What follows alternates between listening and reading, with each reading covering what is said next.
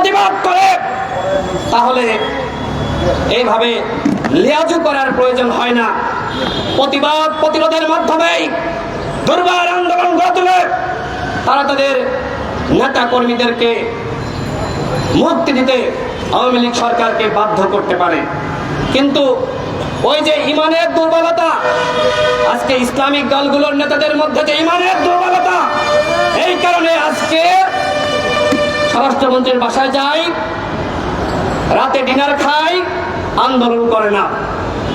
আজকে মুসলমানদের সাথে এইভাবে ইসলামিক দলগুলো বেঈমানি করছে, হয়তো তারা ক্ষুব্ধ হবে, কিন্তু সত্য কথা তো বলতে হবে। সত্য কথা বলা ইসলামের নির্দেশ। আমরা যখন বাংলাদেশে যুগপৎ আন্দোলন করেছি, ইসলামিক দলগুলোকে মাঠে পাই নাই। কি কথা বলা যাবে না? ইসলামিক দলের নেতারা ক্ষুব্ধ হতে পারে, কিন্তু তাদের কর্মীরা, তাদের সমর্থকরা যখন দেখা হয় আমাদেরকে বলে, ভাই খুব প্যারার মধ্যে আছি, মনটা চাই রাজপথে নামি, নেতাদের নির্দেশনা নাই, রাজপথে নামতে পারি না। এই হচ্ছে অবস্থা। আজকে ফরিদপুরে যে ঘটনা ঘটেছে, ইসলামিক দলগুলো এই পল্টনে নামতে পারতো না? পারতো, নামে নাই। হয়তো টেলিফোন করে বলা হয়েছে, এই ঘটনায় তোমরা যদি একটু শব্দ করো তাহলে তোমাদেরকে গ্রেফতার করা হবে। জুজুর ভয়, আওয়ামী লীগের এই ভয়, এই ভয়ের কারণে যাদের কাছ থেকে প্রকৃতপক্ষে আমরা প্রতিবাদ প্রত্যাশা করেছিলাম, তারা প্রতিবাদ করে নাই। বাংলাদেশের বড় বড় রাজনৈতিক দলগুলো একটা বিবৃতি পর্যন্ত দেয়নি, কারণ ভারত অখুশি হবে। ভারতকে অখুশি করে বাংলাদেশে রাজনীতি করা যাবে না। কিন্তু আমরা যারা রয়েছে, যারা প্রকৃতপক্ষে দেশকে ভালোবাসি, আমরা কি ভারতের তাবেদারি করে বাংলাদেশে রাজনীতি করব? এই গণ অধিকার পরিষদ ভারতের তাবেদারি করে না, তাবেদারি করবে না। একমাত্র আওয়ামী লীগ যেভাবে তাবেদারি করে ক্ষমতায় রয়েছে, এই তাবেদার সরকারকে হটানোর জন্য আমরা রাজপথে রয়েছে। আজকে শ্রমিক নেতৃবৃন্দকে বলবো, আপনারা যে আয়োজন করেছেন, সংখ্যায় আপনারা কম হতে পারেন, কিন্তু আপনারা ন্যায্য দাবির পক্ষে রয়েছেন। সুতরাং ন্যায্য দাবির পক্ষে যদি অল্প সংখ্যক মানুষ থাকে, তাদের দাবি গুরুত্বপূর্ণ, তাদের সাথে জনগণের সংহতি রয়েছে। এখানে অসংখ্য সাংবাদিক ভাইরা রয়েছে, অনেকে লাইভ করছে, কমেন্টগুলো চেক করে দেখেন, তারা সকলেই বাহবা দিচ্ছে যে তোমরাই সত্য এবং ন্যায়ের পথে রয়েছ, তোমরাই সঠিক পথে রয়েছ, তোমরাই গণতন্ত্র পুনরুদ্ধারের পথে রয়েছ, তোমরাই আগামীর ভবিষ্যৎ। চেক করে দেখবেন কমেন্টগুলো।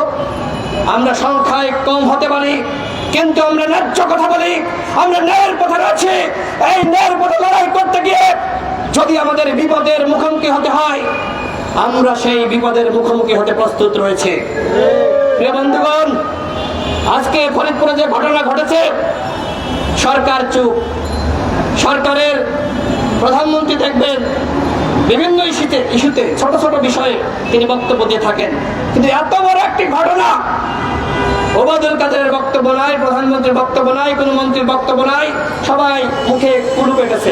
মানে ভারত তাদের মুখে স্পিকার লাগিয়ে দিয়েছে, তারা আর কথা বলতে পারছে না। আজকে দেখেন ভারতের লোকসভা নির্বাচন চলছে, আর বাংলাদেশের ফরিদপুরে এই ধরনের ঘটনা ঘটেছে। ওই অজিত কুমার সরকার, যার নেতৃত্বে আমার শ্রমিক ভাইদেরকে একটি রুমের মধ্যে হাত পা বেঁধে বন্দী করে রাখা হয়েছিল, এবং ওই তপন, কুলাঙ্গার তপন, সেখানে গিয়ে অজিত কুমারকে সাথে নিয়ে শ্রমিকদেরকে লাঠি দিয়ে, রড দিয়ে পেটানো শুরু করেছে।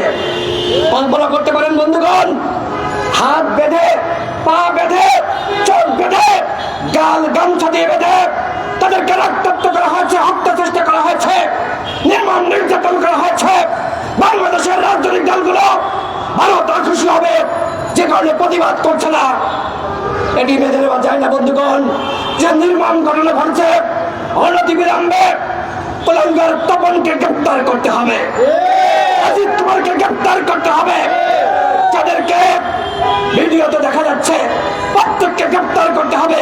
সে কোন ধর্মের মানুষ সেটি এখানে বাস বিচার করার সময় নাই। ধর্মীয় পরিচয়ের উদ্যোগ এই সন্ত্রাসীদেরকে অনতিবিলম্বে গ্রেপ্তার করতে হবে। অন্যথায় সবেমাত্র আন্দোলন শুরু হয়েছে, সবেমাত্র আন্দোলন শুরু হয়েছে। গতকাল একটি মামলায় হাজিরা দিতে সাইবার ট্রাইব্যুনাল কোর্টে গিয়েছিলাম।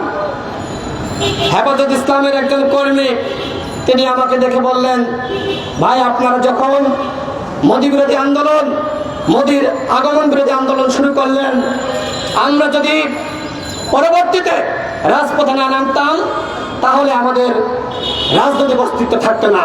কারণ ওই সময় ছাত্র অধিকার পরিষদ, যুব অধিকার পরিষদ, সাম্প্রদায়িক নেতা মোদী বাংলাদেশে আসছে স্বাধীনতার সুবর্ণ জয়ন্তী অনুষ্ঠানে তারা প্রতিবাদ করেছে।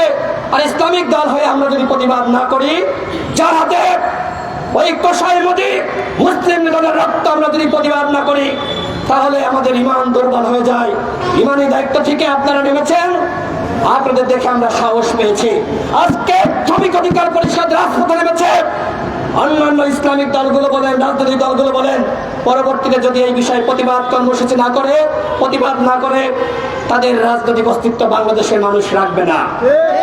কারণ এটি একটি জনগুরুত্বপূর্ণ ইস্যু। এই ইস্যুতে আমাদের প্রতিবাদ করা দরকার। দল মত নির্বিশেষে আমাদেরকে প্রতিবাদ করতে হবে।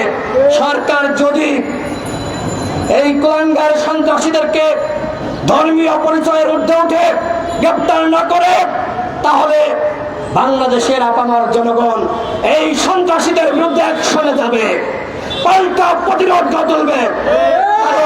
কারণ কি বন্ধুগণ, বিচার পাচ্ছি না।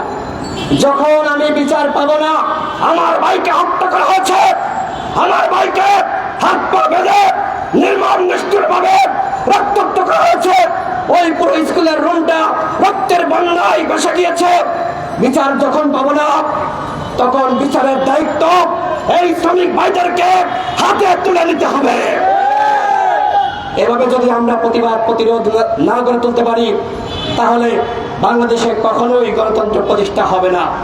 একটু আগে আমাদের মোশাররফ ভাই বললেন, প্রধানমন্ত্রী বলেছেন রাজনৈতিক বিবেচনায়, রাজনৈতিক মামলায় কাউকে গ্রেপ্তার করা হয়নি, সকলেই বিভিন্ন অপরাধমূলক মামলায় গ্রেপ্তার হয়ে রয়েছে। ওই মামলা লোকের কি অপরাধ আমরা জানতে চাই। আওয়ামী লীগের মধ্যে বিভিন্ন গুন্ডা পান্ডা অপরাধ করছে, ওই বেনজিররা অপরাধ করছে। ব্যারিস্টার সুমন দেখলাম রিট করেছেন, এর আগে এস আলমের বিরুদ্ধে রিট করেছিলেন না, আদালত কি করলো, খারিজ করে দিয়েছে। ব্যারিস্টার সুমন তারপরে কোনো কথা বলেছে, মুখে কুলু পেটেছে, বলেছে যে তুমি ভাই সামাজিক যোগাযোগ মাধ্যমে এই ভাইরাল ইস্যুতে কথা বলেছো, ভাইরাল হয়েছে, এমপি হয়ে গেছো, এখন আর কথা বলবো না, কথা বললে তোমার এমপিগিরি ছুটিয়ে দেওয়া হবে। ব্যারিস্টার সুমন ওই এস আলমের বিরুদ্ধে আর মুখ খোলে নাই, এখন বেনজিরের বিরুদ্ধে তিনি রিট করেছেন। এই রিট যখন হাইকোর্ট খারিজ করে দেবে, ব্যারিস্টার সুমন কোনো কথা বলতে পারবে?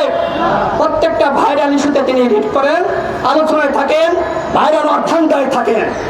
ব্যারিস্টার সুমন, আমি বলছি না, ওই এলাকার এমপি, সাবেক এমপি, তিনিই বলেছেন ব্যারিস্টার সুমন বাটপারি করছে। জনগণের চোখে ধোঁকা দিয়ে এরা বাটপারি করে এমপি হয়েছে। আজকে ওই এলাকার মানুষ তারা সচেতন নয়। তারা যদি সচেতন হতো, এই দামি নির্বাচনে ব্যারিস্টার সুমনকে, সে যতই ভালো মানুষ হোক, ভোট দিতে চাইতো না। এই কথা আমি কেন বললাম? তিনি বেনজিরের বিরুদ্ধে আবার রিট করেছেন। বেনজিরের যদি বিচার এরপরে যদি খারিজ করে দেয়, তখন তিনি আর মুখ খুলবেন না। আজকে দেখেন অপরাধীদেরকে এই সরকার এইভাবে আশ্রয় প্রশ্রয় দিচ্ছে। মুনিয়া হত্যাকাণ্ডের কোন বিচার বাংলাদেশে হয়েছে? হয় নাই, গ্রেপ্তার পর্যন্ত করে নাই। অথচ আমাদের সভাপতি তিনি ওই সন্ত্রাসী ছাত্রলীগকে, যারা আমাদের উপর হামলা করে, যখন তাদেরকে গুন্ডা বলে, সন্ত্রাসী বলে, তখন তার বিরুদ্ধে গ্রেপ্তারি পরোয়ানা জারি হয়। কিন্তু ওই বেনজিরদের বিরুদ্ধে গ্রেপ্তারি পরোয়ানা সরকার জারি করতে পারে না, হাইকোর্ট জারি করতে পারে না। বাংলাদেশের কোন আইন আদালতের মাধ্যমে বেনজিরকে সরকার গ্রেপ্তার করতে পারবে না। কারণ এই বেনজিররা ইন্ডিয়ার দালাল।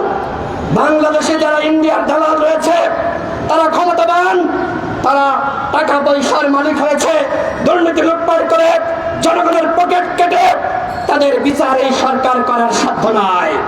কারণ তারা ইন্ডিয়ার স্বার্থ হাসিল করছে।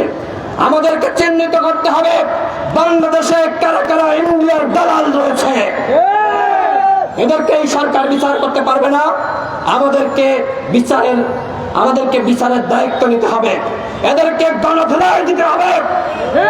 তাছাড়া কোনো উপায় আছে? তাছাড়া কোনো উপায় নাই, কারণ এরা আপনার হক মেরেছে। যারা আপনার হক করে তাদের বিরুদ্ধে আমাদের অ্যাকশনে যেতে হবে। সংগ্রামী সাথী ও বন্ধুগণ, এখানে শ্রমিক ভাইরা রয়েছেন, আপনাদেরকে ধন্যবাদ জানাই। আপনারা একটি গুরুত্বপূর্ণ ইস্যুতে রাজপথে নেমেছেন। আপনাদেরকে আহ্বান জানাবো, সরকার যদি ধর্মীয় পরিচয়ের ঊর্ধ্বে গিয়ে এদের বিচার না করে, গ্রেপ্তার না করে, আপনারা আবারও রাজপথে নামবেন। গণ অধিকার পরিষদ আপনাদের সাথে রয়েছে। প্রয়োজনে গণ অধিকার পরিষদের নেতৃত্বে যারা বাংলাদেশে সাম্প্রদায়িক দাঙ্গা লাগাতে চায় তাদের বিরুদ্ধে রাজপথে কর্মসূচি ঘোষণা করা হবে। আমরা বাংলাদেশে শান্তি চাই, আমরা বাংলাদেশে সাম্য চাই, আমরা বাংলাদেশে সাম্প্রদায়িক সম্প্রীতি চাই। আমরা মহান মুক্তিযুদ্ধের মূলনীতি, সাম্য, মানবিক মর্যাদা, সামাজিক সুবিচার প্রতিষ্ঠার জন্য লড়াই করে যাচ্ছে। যতক্ষণ না পর্যন্ত এই আওয়ামী ফ্যাসিবাদের পতন হয়, যতক্ষণ না পর্যন্ত বাংলাদেশে গণঅভ্যুত্থান সৃষ্টি হয়ে এই দাবেদার সরকারের পতন হয়, আমরা আমাদের লড়াই চালিয়ে যাবো ইনশাআল্লাহ। এই লড়াইয়ে বাংলাদেশের আপামর শ্রমিক জনগোষ্ঠীকে আমাদের পাশে থাকার আহ্বান জানিয়ে আমি আমার বক্তব্য শেষ করছি। জয় হোক মেহনতি মানুষের। ধন্যবাদ। আল্লাহ হাফেজ।